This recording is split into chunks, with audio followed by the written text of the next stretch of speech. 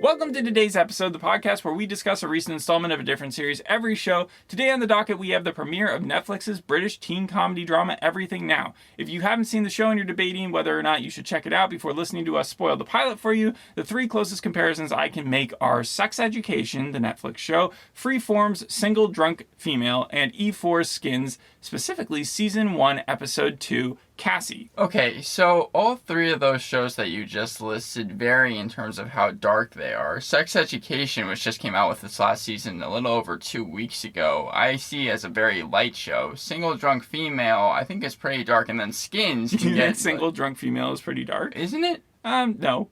Well, it's on Freeform. Skins is definitely the darkest out of all of the... Yes, well, it deals with an eating disorder. The main character here is a girl in high school. She's dealing with a bunch of shit. She's going through growing pains and reconnecting with her family, friends, so on, after a long absence because she's been in rehab. Okay. So it does deal with that subject matter. At the very end of the episode, you even get one of those like flashcards that are like, if you know someone dealing with, or if you're dealing with yourself, then there are means of trying to handle that. Yeah. But like overall, there you have it. So it's mostly like Cassie's storyline from Skins. Yes, but she never, I don't think, at least in episode 2, she hadn't had a long stint in rehab. She was going to one of those places where she had to weigh in. Right. Yes. So maybe they zoomed over it, but I do remember that was central to her character and the fact that she had to lie about it constantly, how much she was eating. And one of my favorite scenes from that episode was when they were in the cafeteria and she was describing to Sid how she goes about her meals faking it and making it seem as if she's finishing her plate when really she's just cutting up her food constantly while keeping the other person entertained with conversation. I thought that was particularly effective because it put yourself in the mind of her, it put yourself in the mind of him, and it like showed everything. And it got way deeper than I think this show ever makes it. See, because this show, and we're going into the first pilot here, is Mia Polanco. She's 16-year-old Londoner. Oh, first I should tell you what I like about this show. I like the title. Everything Now? Yes, Everything Now. It's simple and it makes sense. I like that the whole show has been released, 8 episodes worth. I like that there are British accents, and I like that the main character isn't super famous. Like, until yesterday, I really hadn't seen her, but I ended up seeing her twice yesterday because she's also in that horror movie that came out, right? Talk to me. She's had a busy year. She's actually in The Portable Door, and this isn't the only TV series that she's starring in. She was in a miniseries called Tom Jones. And she's 26 years old in real life. Yes. So it's like this big break happens in her mid-20s, but she's still playing a 16-year-old in both of these things that I've seen her in, and she's also both playing a character named Mia. Mm-hmm. The last thing I liked about the intro of the show was that it introduced us with Hugh Laurie's best friend forever, Stephen Fry, pops up as a guest appearance to kick off the show. Now, he may appear later on in other episodes, but he really was only in the first scene, and he kind of just sets out what the show is about, which is Mia's sitting there in the office about to be released home, where she's going to reacclimate to her old life. Mia Polanco, 16-year-old Londoner, has spent the last 7 months at Morsden House, and this is out in the country for this eating disorder that got out of hand. We get quick flashes of what she looked like as she was entering there, but I'm sure we're going to get throughout the season more substance to that. She's on Prozac now, so antidepressants. Mm-hmm. She has a strict diet that she's following, a bunch of like mnemonics or things to keep in mind when she's triggered.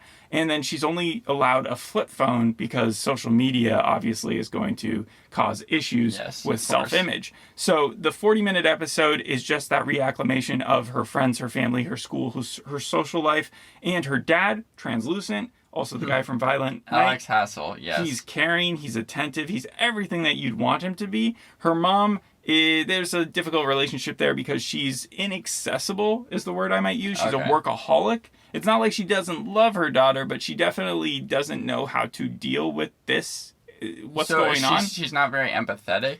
No, maybe it's on the surface level. She seems like she's empathetic. It comes along later where the dad is overly concerned about her daughter, almost helicopter parent-wise. Like when she goes to a party and she's supposed to be going to a movie, he senses something's up, but it's up for the mom to be like, let her do her thing. So what's the difference between Talk to Me's Mia and Everything Now's Mia? Because it seems like both like to go to parties. She's a lot more insecure in this. Okay. And she's a lot more, just imagine if it like, when you open your eyes, First thing you do when you wake up, you open your eyes, it's very sunny outside, your eyes contract, Yes. and you feel like a little bit of pain. That's what she's going through right now as a 16-year-old who just missed 7 months of her life. It's what people in COVID must have gone through. Kids in COVID must have gone through when they went to school and they missed that big section where like everybody is growing up at a super quick pace. Mm-hmm. Like the time to miss in your high school life is not the 15 to 17 range.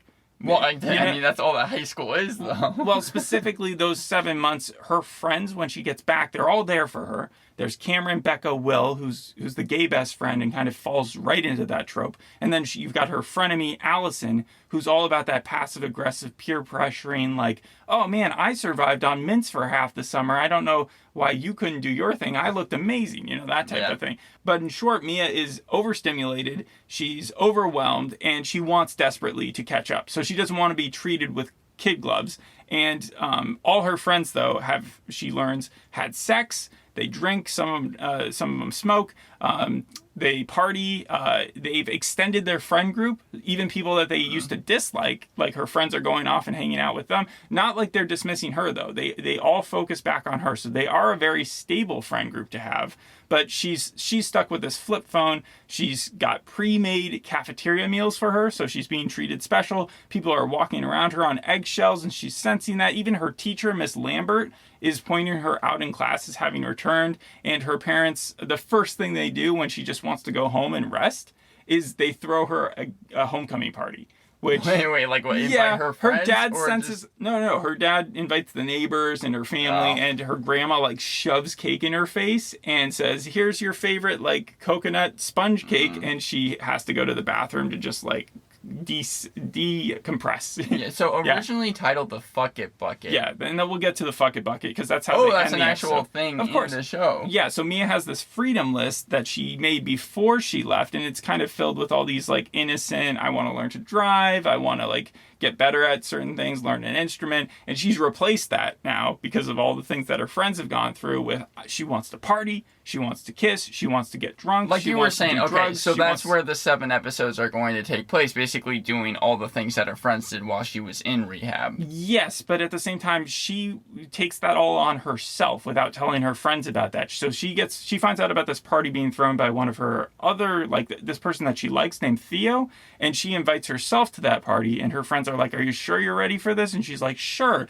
And so they sneak to that party. But first, she has to get advice about kissing. So she goes through this weird kissing tutorial. Is this with her first kiss? Becca, yes. And it's right out of Cruel Intentions, if anybody's seen that movie. It's just a very slow lip lock between the two best friends. So and that's why Becca's described as a show's heartthrob, then? No, because it wasn't anything really sexual, I wouldn't say. It's more she was just trying to teach her, but at the same time, they did linger on it for a while. It wasn't like they like each other in any way. Does that make sense? But it does hint at a fact that maybe she's going to discover something about her sexuality later on in the episode. So yeah, Mia's freedom list is in the back of her mind. She wants to break the law, go clubbing, do everything. They go to this party, and the party is depicted like every TV high school party is depicted, which is not realistic to normal high school parties. There's a lot of people there and everyone's having a great time. Everybody's having a great time. Yeah. And so she and her friends are in the kitchen, and that's when Allison shows up again to provide peer pressure. She pours 3 shots. At first it looks like everybody's going to split one, but no, she wants Mia to take them all. And the problem is Mia's on medication. And she's not supposed to be doing any sort of drugs on the medication, but she is peer pressured. She takes the 3 shots. And so empty stomach, medication, late at night. She's tiny. It's not a question of whether the shots are coming back up, but when the shots are going to come back up. She gets giddy drunk. She goes outside to piss because the line to the bathroom is really long. She finds Cameron out there again, her best friend. Mm-hmm. But there's been this awkward tension between the two of them the whole episode. And we find out then that he's actually the one who ratted her out to her parents, that things had gotten too bad for her in the past. Oh, okay. And so he had like betrayed her trust, but at the same time, he did it for her greater good. Right. And so she was in bad shape back then. We had seen that she had like sores on her face. Her hair was a mess. She was even writing down every single piece of food that she ate, down to like the grape. Ooh. Because, she was that. And you have this inner monologue in her head. And even though it does help us keep track of where they want us to go with this show, it doesn't feel particularly necessary because her face is very expressive. She's able to... I think it would be more effective if they were trying to go a more serious route, a more dramatic route, if they didn't have it. Because right now it's like a bunch of sarcastic remarks that you'd hear. And every once in a while they throw out one that actually is funny. But like as a total, I don't think I'm a huge fan of it. So she also feels betrayed by Cameron. He didn't visit her when she was at Mooresden. That compiles on the factor. But they end up, I guess, resolving their issues. She goes back inside and then it's revealed to us that Cameron is actually shagging Becca. So two of her friends are actually together, which will a little bit mess with the friend group. It's unclear if Will knows, but Will probably does know as well. Because, he's been there. So does she walk in on it happening, or...? She went outside to pee. He was already there doing what he said was the same thing, but really they were just having sex in the bush. And so that's where that whole entire exchange went.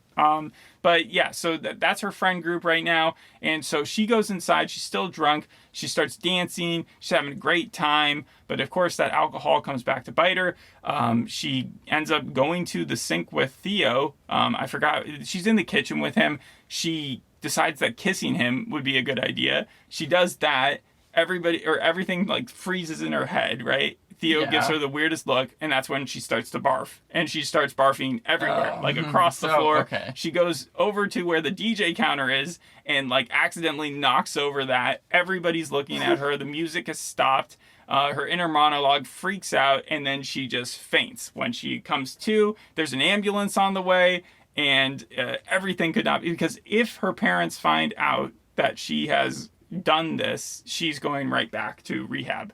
Obviously. So she's taken to the hospital, and Becca asks her friends are there. Fortunately, her parents are not. And Becca asks, why did you come out so hard? And that's when we get Mia confessing to her group that she wanted to show them, she wanted to catch up on everything that she'd missed in one night and prove that she could keep up with them. It just all insecurity. And that's when her friends all turn to her and say, we're here to help you do all this stupid stuff. And they relabel her bucket list the Fuck It Bucket. Okay. And so that's where the title comes from. And then they say, we're going to help you do all of this stuff within the next 8 episodes of this series. Specifically, do they say how many things are on the Fuck It Bucket? I told you, I had written a bunch of them down. Because it seems like that's around 7, so I would imagine where the series goes. I would say there's like at least 11 in there. Okay, well, it's not like one per episode. The whole point was that she had gotten a few done in this one. She got drunk. She had tried... did she try drugs? I don't think she tried drugs, but she did try smoking for a second. I don't see how this is like sex education, because that came out... The party? Yeah, like, I mean, aside from that... The obsession with sex, the fact that, like, 2 girls are just making out just to test, like, how to do it. Also, I'm completely avoiding the fact she was dancing, and even though she likes Theo, her jaw drops when she sees this other girl dancing. And then when she comes to, she also sees the girl again. So it seems like she might be bisexual, and that she's really into this, like, mystery woman that's out there. Yeah, so I think it's just another coming-of-age thing in a kind of a unique fashion. The main hitch is that this is like 9 out of 10 high school shows with it being too polished, the actors feeling like adults playing kids, because most of them are, and she looks like the only self-conscious one in school. Well, if you've ever been to a high school or any actual good high school show that's depicting the high school characters as that age, everybody's self-conscious. No one's making sense every sentence that they say. Yes, that's true. But I would like to touch upon what you were saying about how everyone kind of feels older than they are. Yeah. 16, it takes place in the United Kingdom, right? Yes, it's British. Yeah, so when you turn 16 in London, yeah, that's when you're, like, officially considered an adult. I think that's part of the reason why they decided to make the characters 16. So doesn't it make more sense that maybe they would be playing, like, to actually more adult than in the US version, when you have to be like at least 18, and that's what they make the characters usually whenever they're making a TV show in the US. No, because I've seen Skins, I've seen Misfits, I've seen when they go the crude route, and yes, those characters are extravagant or outrageous versions of kids, but they're still more kid-like. This feels a little bit after school specialist, not where it's sanctimonious, not where it's harping on like you have to follow the law. Again, her friends are trying to help her break the law or do things to get her out of her shell. But it's definitely not a tenth of how depressing a show like this could be, because it's centered around a character who has real issues, and yet it feels so lighthearted. Like, by the end of it, I'm surprised that none of the doctors, none of the police, none of the ambulance had to contact her parents, not because of they would know her situation, but just because even at 16, that would be, you would think, the time where they would automatically do something like that. I know the show has gotten kind of acclaim for having a heart to it, but they had multiple interviews with mental health and eating disorder experts to try and come up with like current ideas for the series. The biggest thing the writers wanted it to be was real, so I'm surprised to hear you say that it didn't seem like it was going as dark as it should, because a lot of reviews have said this is a great portrayal of how eating disorders are done. I can see why they would be supportive of a lighter touch, of trying to make it entertaining, because that's the only way they can do it. Like, if they made this super gritty, or if they made it super CW-ish, both of those would either be like non-realistic or just too hard to watch, like if this was Dope Sick or something. But I'm just saying that eating disorders can destroy people's lives. And this show feels like she has a huge support system. She's got her brother, she's got her dad, even her mom, despite being sort of absent, is there. And then she's got 3 friends. She's got this guy who likes her. It seems like everybody, honestly, is very helpful, except for maybe the Allison lady. Would it have been better if she didn't have that support system? Is that what you're saying? No. I'm just saying, like, they are providing in the show a lot of context for her to feel good about herself. While in real life, I don't think many people going through this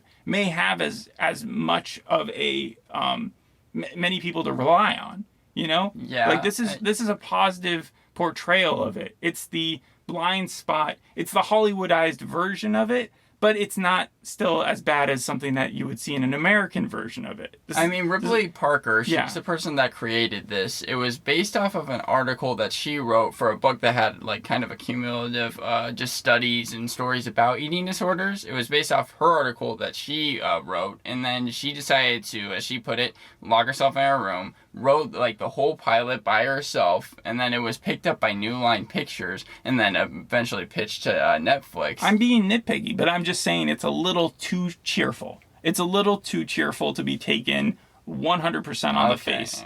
It does have humor also in the show, which I enjoyed. There were situational moments where she faints. That was pretty funny.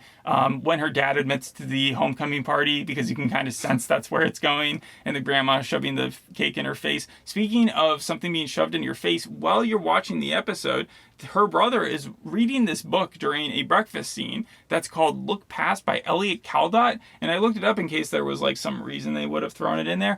I couldn't find the book. It seemed like they just made up a book, but like, for what reason and why did they label it Look Past? This is a mystery. I have to find out an explanation for it. Well, sadly, I didn't get any information on that. Also, the story where Allison was talking about how she had survived a summer on, like, that's the first thing she says. She's like, "Oh, you're back." It's such a passive-aggressive character, but she's also like always dressed in the most stylish outfits. So unlike, I guess I'm not a girl, so I wouldn't have gone through that in high school, but like just so weird. Sounds like Rachel McAdams from Mean Girls. Yes, kind of. No, 100% like that. And then there is the funniest joke was when she went up to get her cafeteria pre-made meal, and then she's still not eating as much as she should. And that's discussed in her inner monologue. But she opens up the tinfoil and she sees the potato that she's supposed to eat. And she's like, "Why did they give me the Dwayne Johnson of potatoes?"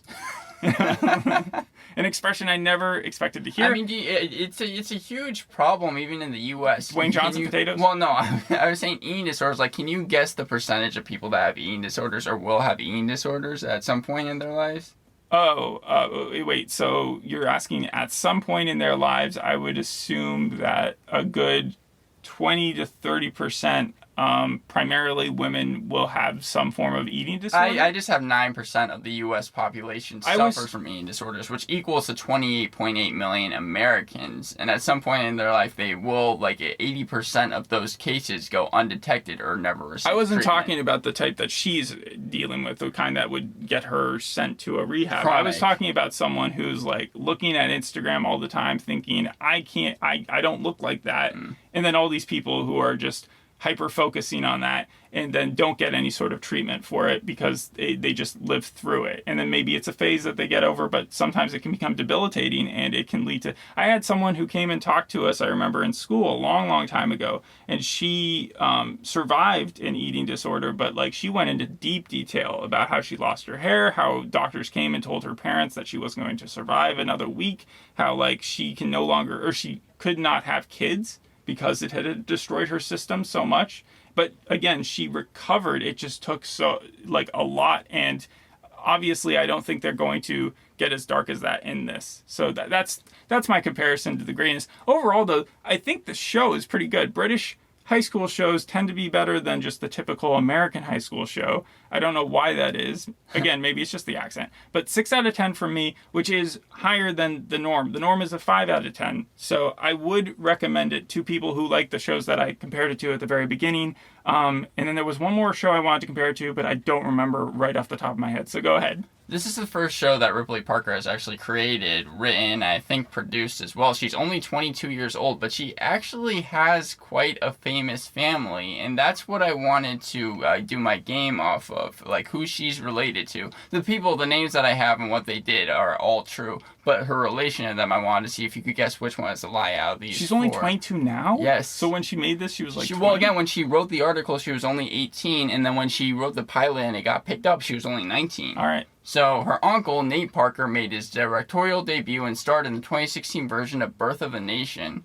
Second one is her father, Old Parker's script, Ticket to Paradise. He wrote, that's the movie that starred Julia Roberts and George Clooney. The third one is her mom, Thandiwe Newton, played Maeve in Westworld. I think you're mispronouncing that. But Thandie Newton or whatever? Yeah. Well, yeah, we played Maeve in Westworld, Yes. the TV series. And fourth is her sister played Sarah Miller. She goes by the name Nico Parker, and a.k.a. Pedro Pascal's daughter in the pilot of The Last of Us. Again, one of these is the lie.